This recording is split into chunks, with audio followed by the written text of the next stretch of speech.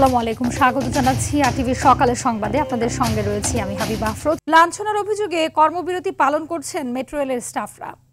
সবগুলো in out get খুলে রাখা হয়েছে, এতে যাত্রীদের ভোগান্তি হয়নি। তবে স্টেশনে কোনো কর্মী না থাকায় মেশিনে পাঞ্চ ছাড়াই ফ্রি ভ্রমণ করছেন যাত্রীরা। সকাল থেকে এই অবস্থা চলছে। অভিযোগ রয়েছে, গতকাল বিকেলে সচিবালয় মেট্রো রেল স্টেশনে কয়েকজন পুলিশ ও এপিবিএন সদস্য নিয়ম বহির্ভূত আচরণ করলে দায়িত্বরত কর্মীরা বাধা দেন। এতে তারা কর্মীদের মারধর ও গুলি করে মেরে ফেলার হুমকি দেয়। এ ঘটনায় দায়ীদের শাস্তির দাবিতে স্টাফরা কর্মবিরতি পালন করছেন। ঘটনার মূল হোতা এসআই মাসুদকে স্থায়ীভাবে বরখাস্ত এবং কনস্টেবল রেজনাল ইন্সপেক্টর রঞ্জিত সহ জড়িতদের শাস্তি দেওয়ার পাশাপাশি প্রকাশ্যে ক্ষমা না চাইলে আন্দোলন অব্যাহত থাকবে বলে জানিয়েছেন কর্মীরা। সার্ভিসম্যান বলল যে এটা আসলে আজকে ফ্রি, আজকে কাট পাঞ্চ নেবে না। কর্মবিরতিতে আছে, এর জন্য আমাদের কোনো সার্ভিস চালু নাই, সবকিছু বন্ধ, কাউন্টার টিকিট সবকিছু বন্ধ। বুঝতেছি না তো, বলতেছে ফ্রি, এটা তো মানে দেশের জন্য ক্ষতি না, এটা আসলে এটা তো হওয়ার কথা ছিল না, জানি না কি করতেছে। দর্শক, এ বিষয়ে আরো জানাতে কারণ বাজার মেট্রো স্টেশন থেকে যুক্ত হচ্ছেন সহকর্মী আর বাদল।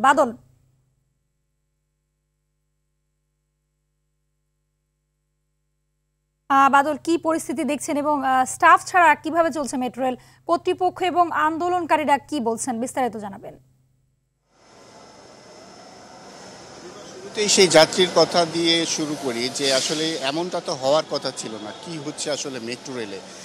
সকাল থেকে আমরা দেখেছি যে যাত্রীরা ঠিকই আসছেন এবং যাচ্ছেন, হাজার হাজার যাত্রী ভ্রমণ করছেন, কিন্তু সব in out get open, punch নিচ্ছে না, কোনো টাকা পয়সার প্রয়োজন হচ্ছে না। যাত্রীরা আসছেন, ট্রেনে উঠছেন, আবার অনেক যাত্রী কনফিউজ হচ্ছেন যে আসলে তার কার্ড কেন পাঞ্চ নিচ্ছে না। সেই ক্ষেত্রে যারা কর্তব্যরত রয়েছেন তারা বলছেন যে আজকে তাদেরকে ফ্রি ভ্রমণ দেয়া হচ্ছে। যারা এই কথা বলছে তারাও আসলে জানে না যে কি হয়েছে আসলে ঘটনাটি।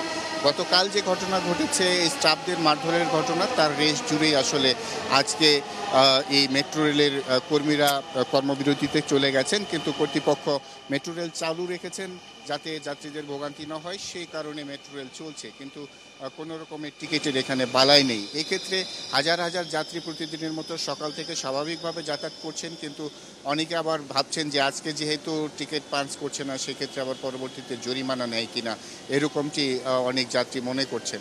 কিন্তু ট্রেন স্বাভাবিকভাবে চলাচল করলেও কোনো রকম স্টাফদের আমরা দেখতে পাইনি এবং যারা আন্দোলন করছে তাদেরকেও দেখতে পাইনি। মেট্রো রেল কর্তৃপক্ষের যিনি জনসংযোগ কর্মকর্তা, তাকে ফোন দিয়েছিলাম সকালবেলায় 9:30 দিকে, কিন্তু তিনিও ফোন ধরেননি।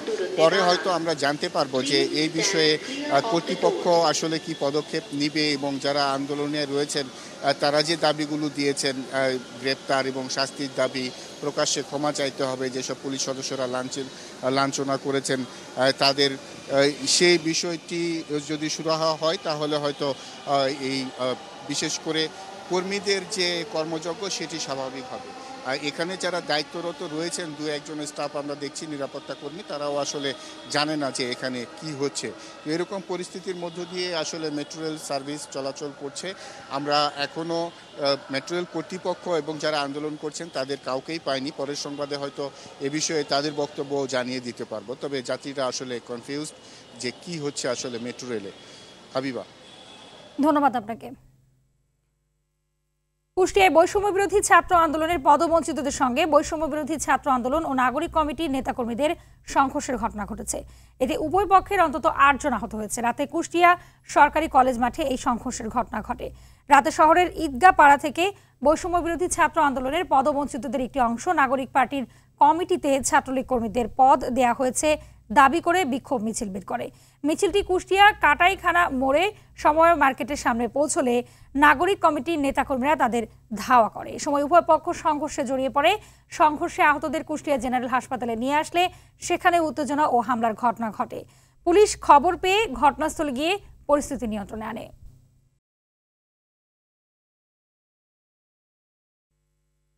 দেশের আইন শৃঙ্খলা পরিস্থিতি নিয়ে পুলিশের ঊর্ধ্বতন কর্মকর্তাদের নিয়ে জরুরি বৈঠকে বসছেন প্রধান উপদেষ্টা ডক্টর মোহাম্মদ ইউনূস। আজ প্রধান উপদেষ্টার তেজগাঁও কার্যালয়ে এই বৈঠক অনুষ্ঠিত হবে।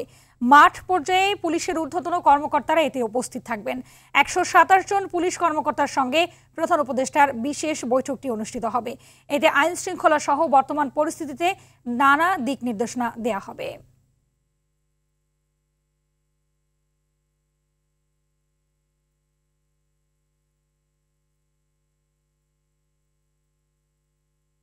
মাদকের আধিপত্য বিস্তারকে কেন্দ্র করে রাজধানীর মিরপুর 1 নম্বরে নিহত হয় রনি নামে এক যুবক। রোববার রাতে 11:30টায় দুর্বৃত্তরা তাকে কুপিয়ে জখম করে। সোহরাওয়ার্দী মেডিকেল কলেজ হাসপাতালে নেওয়া হলে চিকিৎসক তাকে মৃত ঘোষণা করেন। এ ঘটনায় এখনও কাউকে গ্রেপ্তার করতে পারেনি পুলিশ। দীপ্ত চন্দ্রপালের সহায়তায় রফিকুল ইসলামের রিপোর্ট। রাজধানীর মিরপুর শাহালি থানাধীন রাসেল পার্কের সামনে ছুরিকাঘাতে রনি নামে এক যুবক নিহত হন।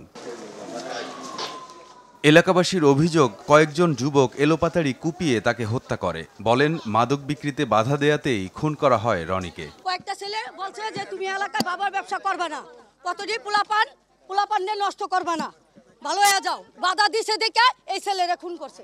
কতদিন পর পর এখানে মাঠের কারণে করে মারে, প্রতিদিন আপনি একদিন পর পর মাঠের কারণে মারে। সবাই মিলে বাধা দিছে যে মাদক বেচতে পারবো না, এই কারণে আরে দেখা নিয়ে এটা করছে। ঘটনার পরপরই ঘটনাস্থলে আসে পুলিশ। হত্যার প্রকৃত কারণ উদ্ঘাটনে শুরু করে তদন্ত। পুলিশ জানায়, ঘটনার সঙ্গে জড়িতদের আইনের আওতায় আনতে অভিযান চলছে। আধিপত্যর একটা বিষয় আছে, উভয় পক্ষের পরিচয় এখনো তদন্তাধীন আছে। তাদের তদন্তর পরে এটা আসলে আমরা সঠিক বলতে পারবো। আমাদের অভিযান অব্যাহত আছে। এর আগেও এই এলাকায় মাদক, ছিনতাই ও আধিপত্যকে কেন্দ্র করে এমন ঘটনা ঘটেছে বলে জানায় এলাকাবাসী। রফিকুল ইসলাম, RTV, ঢাকা। গাজীপুরের কালিয়াকৈরের মাওনা থেকে ফুলবাড়ির আঞ্চলিক সড়ক যেন মরণ ফাঁদ। সরু রাস্তায় বেপরোয়াভাবে চলাচল করা গাড়ির অতিরিক্ত গতি ও অদক্ষ চালকের কারণে প্রতিনিয়তই ঘটছে দুর্ঘটনা। প্রশাসন বলছে রাস্তায় শৃঙ্খলা ফেরাতে কাজ করছেন তারা। গাজীপুরের কালিয়াকৈর থেকে কামাল হোসেনের প্রতিবেদনে বিস্তারিত থাকছে আব্দুল হামিদের রিপোর্ট। কালিয়াকৈরের এই সরু আঞ্চলিক সড়ক দিয়ে প্রতিদিন কয়েক হাজার যান চলাচল করে। 14 কিলোমিটার দৈর্ঘ্যের এই সড়কটিতে রয়েছে 26টি বিপজ্জনক মোড়, যেখানে চালকদের সাবধানে চলাচল করার নিয়ম থাকলেও তা মানেন না অধিকাংশ চালক। গত 1 মাসে সড়কটিতে প্রায় অর্ধশত যানবাহন দুর্ঘটনার শিকার হয়েছে। সম্প্রতি উপজেলার নামাশুলাই এলাকায় ট্রাক সিএনজি মুখোমুখি সংঘর্ষে নারীসহ 3 জন নিহত হয়েছে। স্থানীয়দের অভিযোগ, সড়কটিতে নিয়মিত দুর্ঘটনা হলেও এখনো কোনো পদক্ষেপ নেয়নি সংশ্লিষ্ট কর্তৃপক্ষ। বিজি বাইক সিএনজি এত গতিতে চলে যা কুলকিনারা পাওয়া যায় এবং হরেন দিলে সাইডও দেয় না। সিএনজি গুলো এত বেপরোয়াভাবে চালায় যে আসলে মনে হয় যে এরা সিএনজি না, মনে হয় জাহাজ চালাচ্ছে। টাগালারা উনিরাও এত করে আসে না, কোনো জায়গায় ব্রেক দেয় না, আবার ভিড় নাই কোনো জায়গায়, তার নিয়ে কোনো স্লো হয় না গাড়ি। ঊর্ধ্বতন মহল থেকে নির্দেশনা পেলে অদক্ষ চালকদের বিরুদ্ধে ব্যবস্থা নেওয়ার আশ্বাস দিয়েছেন কালিয়াকৈর থানা পুলিশ। সিনিয়র আমার কর্তৃপক্ষের নির্দেশক্রমে যেটা আইনগত ব্যবস্থা নেওয়া দরকার সেটা আমরা নিব। অতিরিক্ত যানবাহনের চাপ সামলাতে সড়কটির প্রস্থ বাড়ানোর প্রস্তাব দিয়েছেন স্থানীয় নাগরিক সমাজ। দ্রুতই সড়কটিতে শৃঙ্খলা ফেরাতে প্রয়োজনীয় উদ্যোগ নেওয়ার দাবি এলাকাবাসীর। আব্দুল হামিদ, RTV। জুলাই বিপ্লবে অংশ নিয়ে অসংখ্য গুলির স্প্রিন্টার শরীরে বহন করে দুর্বিষহ জীবন পার করছে টাঙ্গাইলের সুজন মিয়া। পরিবারের একমাত্র উপার্জনক্ষম ব্যক্তির রোজগার বন্ধ হওয়ায় 3 সন্তানের খাবার জোগাতে অন্যের বাড়িতে কাজ করছেন স্ত্রী নূপুর বেগম। উন্নত চিকিৎসা পেলে আবারও স্বাভাবিক জীবনে ফেরা সম্ভব বলছেন সুজনের পরিবার। টাঙ্গাইল থেকে কামাল হোসেনের প্রতিবেদন, বিস্তারিত জানাচ্ছেন আব্দুল হামিদ। গত বছরের 5 আগস্ট বৈষম্য বিরোধী আন্দোলনে ঢাকার বাড্ডা থানা ঘেরাও কর্মসূচিতে অংশ নেন সিএনজি চালক সুজন মিয়া। এ সময় পুলিশের ছোড়া রাবার বুলেটে ক্ষতবিক্ষত হয়ে যায় তার পুরো শরীর। প্রথম দিকে ঋণ করে চিকিৎসা চললেও বর্তমানে তা বন্ধ রয়েছে। স্বামীর এমন কঠিন পরিস্থিতিতে শক্ত হাতে পরিবারের হাল ধরেছেন সুজনের স্ত্রী। 8 মাস যাবত ঘরে পড়ে রয়েছে, হাঁটাচলাও করতে পারে না, পোলাপান নিয়ে খুব করুণ অবস্থা। সরকার যদি আমার একটু দেহে ভালোভাবে আমার সংসারটা একটু ভালোভাবে চলতো। সরকারের কাছ থেকে কিছু অনুদান পেলেও ব্যয়বহুল উন্নত চিকিৎসার জন্য তা পর্যাপ্ত নয় বলছেন সুজন মিয়া। মাঝে মাঝে ওই ক্যান্টনমেন্টে যাই, যে ডাক্তার দেখে ওষুধ আনি এই খাই। আমার অবস্থা তেমন ভালো না। সরকারের থেকে কিছু সহযোগিতা করতো তাহলে হয়তো চলতে পারতাম। আমি জানি না আমি এখন গাড়ি গুড়ি চালাইতে পারবো কিনা। অসহায় পরিবারটির পাশে দাঁড়াতে বিত্তবানদের এগিয়ে আসার অনুরোধ জানিয়েছেন এলাকাবাসী। পরিবারটিকে সব ধরনের সহযোগিতার আশ্বাস দিয়েছেন ভুয়াপুর উপজেলার ইউএনও। যে আগামীতে সরকারের কোনো যদি বাস্তবায়ন পরিকল্পনা থাকে এবং সরকার যে ধরনের বরাদ্দ আমাদেরকে দেবে বা তাদের জন্য যদি আলাদা কোনো, আমরা শুনেছি যে তারা ভাতা পাবে, নিশ্চয়ই সেটি পেলে সে আরো অনেক বেশি উপকৃত হবে বলে আশা করছি। অসহায় পরিবারটির দাবি, জুলাই বিপ্লবে সরকারি অনুদানে অনেকের ভাগ্য পরিবর্তন হলেও আশানুরূপ সাহায্য পাননি তারা। স্বাভাবিক জীবনে ফিরতে সরকারের সহযোগিতা চান সুজন মিয়া। আব্দুল হামিদ, RTV।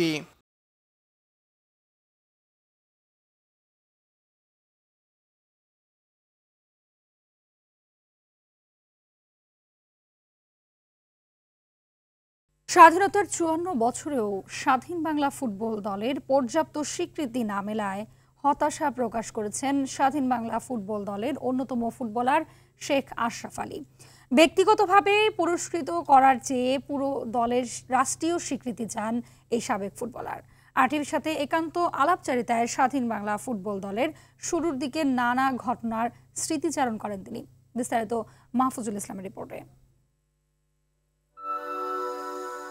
উত্তাল দেশ, যুদ্ধের দামামা চারিদিকে, মুক্তিকামী বাঙালি তখন স্বাধীনতার জন্য লড়াইয়ে রণাঙ্গনে। ঠিক তখন দেশের মানুষের মুক্তির আকাঙ্ক্ষাকে বিশ্ব দরবারে তুলে ধরে সেই সময়ের টকবকে কয়েকজন ফুটবল যোদ্ধা, যা পরে স্বাধীন বাংলা ফুটবল দল হিসেবে ভারতের বিভিন্ন জায়গায় প্রীতি ম্যাচ খেলে সংগ্রহ করে মুক্তিযোদ্ধাদের জন্য তহবিল। সেই দলের ডিফেন্ডার শেখ আশরাফ আলী বয়সের ভারে অনেকটাই নুয়ে পড়েছেন। স্মৃতি হাতড়ে ফেরেন চলে যান ৫৪ বছর আগে। স্মৃতিতে ১৯৭১ সালের জুলাইয়ে কৃষ্ণনগরে খেলা সেই ঐতিহাসিক ম্যাচ, যেখানে পুরো দল তুলে ধরে বাংলাদেশের পতাকা, বিশ্ব মিডিয়ায় পড়ে যায় তোলপাড়। মাঠে নামার আগে ডিসিশন হয়েছে যে আমাদের পতাকা না ওঠালে আমরা মাঠে নামবো না। মাঠে কিন্তু চারিপাশে দর্শক। তাদের জাতীয় সঙ্গীতের পর আমাদের জাতীয় সঙ্গীত যখন পতাকা ওঠানো হইলো, আমরা চারিপাশে গোল হয়ে দাঁড়ায় আছি। যখন তারা এগ্রি করছে যে ঠিক আছে উঠবে, আমরা মাঠে নামবো না পতাকা না উঠলে, পতাকা উঠাইছি, জাতীয় সঙ্গীতও গাওয়া হয়েছে, তারপরে আমরা মাঠে নামছি। তো এটা তো অনেক বিরাট গুরুত্বপূর্ণ একটা জিনিস। তবে দীর্ঘ সময়ে এই স্বাধীন বাংলা ফুটবল দলকে যথাযথ সম্মান ও মর্যাদা না দেয়ায় আক্ষেপ প্রকাশ করেন এই ফুটবল যোদ্ধা। দলীয়ভাবে যে স্বাধীনতা পদক, এইটা পাওয়া আমার মনে হয় এটা যদি দলীয়ভাবে যদি আমরা পেতাম তাহলে আমাদের এই দলটা অনেক সম্মানিত হতো। আর তো চাওয়া পাওয়ার তো আর কিছু নাই, আমাদের তো চাওয়া পাওয়ার আর কিছু নাই। স্বাধীনতা পদকটাই যদি এই স্বাধীন বাংলা টিমটা পাইতো, কিন্তু ব্যক্তিগত পাওয়া আর দল পাওয়ার মধ্যে অনেক পার্থক্য। দায়িত্ববোধের জায়গা থেকেই আগামী প্রজন্মের কাছে মুক্তিযুদ্ধের ইতিহাস তুলে ধরা উচিত বলে মনে করেন তিনি। মাহফুজুল ইসলাম, RTV, ঢাকা। ময়মনসিংহ নগরীতে মধ্যরাতে একটি বহুতল ভবনে অভিযান চালিয়ে আরাকান আর্মি আরসার 4 সদস্যকে আটক করেছে র্যাব। রাতে নগরীর নতুন বাজার মোড়ে গার্ডেন সিটি বহুতল ভবনের 10 তলার A ব্লক থেকে তাদের আটক করা হয়। র্যাবের অভিযানিক দলটি দরজা ভেঙে ঢুকে তাদের আটক করে। এ সময় তাদের কাছ থেকে বিপুল পরিমাণ টাকা জব্দ করা হয়। আটককৃতদের মধ্যে 2 জন পুরুষ ও 2 জন নারী সহ 2টি শিশু রয়েছে। ভুয়া পরিচয় ব্যবহার করে আটককৃতরা কিছুদিন ধরেই এই ফ্ল্যাটে বসবাস করে আসছিল। সামনে ঈদ, তাই মুখর দেশের অন্যতম পাইকারি কাপড়ের মোকাম নরসিংদীর বাবুরহাট। রোজা শুরুর আগে থেকেই ভিড় করছেন দেশের নানা প্রান্তের ব্যবসায়ীরা। প্রতি বছরের মতো এবারও দোকানে দোকানে ঈদ স্পেশাল কাপড়ের পসরা সাজিয়ে বসেছেন বাবুরহাটের বিক্রেতারা। সাশ্রয়ী দামে মানসম্মত কাপড় পাওয়ার কারণে পাইকারি ক্রেতাদের পাশাপাশি খুচরা ক্রেতারাও হাটে ভিড় জমাচ্ছে। বিস্তারিত নরসিংদী প্রতিনিধি মোর্শেদ শাহরিয়ার পাঠানো তথ্যচিত্রে তানজিনা তাসনিমের প্রতিবেদনে। ঈদ উপলক্ষে দেশের বিভিন্ন জেলা থেকে আগত পাইকারি ক্রেতাদের ভিড়ে সরগরম দেশের অন্যতম পাইকারি কাপড়ের বাজার নরসিংদীর শেখেরচর বাবুরহাট। শাড়ি, লুঙ্গি, 3 পিস, শার্ট, প্যান্ট পিস, পাঞ্জাবির কাপড়, থান কাপড় সহ দেশীয় তৈরি সব ধরনের কাপড়ের দোকানগুলোর অধিকাংশেই এবার দেখা দিচ্ছে চাঙ্গা ভাব। গত বছরের তুলনায় এ বছর কাপড়ের দাম না বাড়ায় পাইকাররা বেশি করে কাপড় কিনছেন লাভের আশায়। স্বাভাবিক সময়ে গড়ে 1.5 থেকে 200 কোটি টাকা বিক্রি হলেও বর্তমানে তা দাঁড়িয়েছে 1000 কোটি টাকার উপরে। পার্সেন্টেজটা পাই এটা দিয়ে আল্লাহর মতে হ্যাঁ আমাদের সংসার মোটামুটি ভালোই চলে। এদিকে মানে ভালো আর দামে কমের সুবিধা নিতে দেশের নানা প্রান্ত থেকে ছুটে আসছেন ব্যবসায়ীরা। আলহামদুলিল্লাহ ভালোই হয়েছে গত সপ্তাহে, এই সপ্তাহে একটু দম যাইতেছে, আশাবাদী দেখা যাক সামনের হাটগুলোতে কি হয়। কাপড় কিনতে আসছি শেখারচর বাজারে আলহামদুলিল্লাহ মোটামুটি কাপড়ের বাজার ভালো আছে। বছর মোটামুটি কাপড়ের রেট অনেকটা সেভ আছে, অনেক কমে পাইতেছি আমরা। নিয়মিত হাটের চেয়ে রমজানে বিক্রি বেড়েছে কয়েক গুণ। আশার চেয়ে বেশি ক্রেতাদের সাড়া পাওয়ায় বিগত বছরের ক্ষতি পুষিয়ে নেওয়ার আশা ব্যবসায়ীদের। ঈদকে সামনে রেখে প্রায় 5 থেকে 6 হাজার কোটি টাকা লেনদেন হবে বলে জানান বণিক সমিতির সভাপতি। সারা দেশ থেকে পাইকার আসে, খুচরা পাইকার আসে, খুচরা পাইকার নামার কারণে বেচাকেনা একটু ভালো। রমজান মাস হলে 5,000 6,000 কোটি টাকা মতন বেচাকেনা। তানজিনা তাসনিম, RTV। সকালের সংবাদ এই পর্যন্তই। মধ্যাহ্নের সংবাদ 12টায় দেখার আমন্ত্রণ রইল। ধন্যবাদ সবাইকে।